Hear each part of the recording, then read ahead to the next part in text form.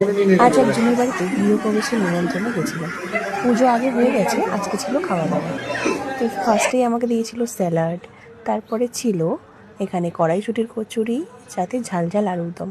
প্রত্যেকটা খাবার এত টেস্টি ছিল, আমি তো ভেবেছিলাম হয়তো মানে নিরামিষই কিছু হবে, বাট ননভেজই ছিল। তো ফার্স্টে কচুরি আলুর দম, তারপরে চলে এলো ফ্রাইড রাইস। খুবই টেস্টি ছিল চিকেনটা, বিশেষ করে ফ্রাইড রাইসটা তো আমি শুধু শুধুই খাওয়া স্টার্ট করে দিয়েছিলাম। মানে এতটাই আমার খিদে পেয়ে গেছিলো, এদিকে আমি ভাবছিলাম খাবার উঠে যাবে, এই ভয়ে আমি একদম নিয়েছিলাম। কারণ যেহেতু মাংসে আলুটা খেতে এতটাই পছন্দ করি আমরা, ব্যাস ওই জন্য আলুর দমে একটা আলু রেখে দিয়েছিলাম ফ্রাইড রাইস হিসেবে খাবো বলে। আর এখানে দেখো চিকেনগুলো চিকেন দিয়ে চলে গেছে, আমি খেয়েছিলাম একখানা লেগ পিস।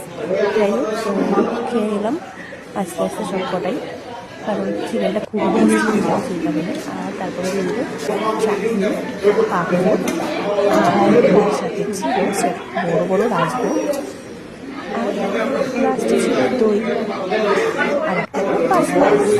তো আজকে খাওয়া দাওয়াটা এখানে কমপ্লিট করলাম। কারা কারা ইন্ডিয়া খেলা দেখছো জলদি জলদি কমেন্ট করো। টাটা।